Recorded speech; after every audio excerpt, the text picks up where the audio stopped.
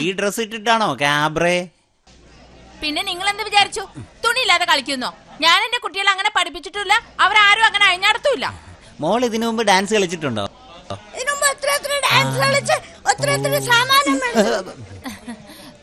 അങ്ങനെയല്ല, സമ്മാനം.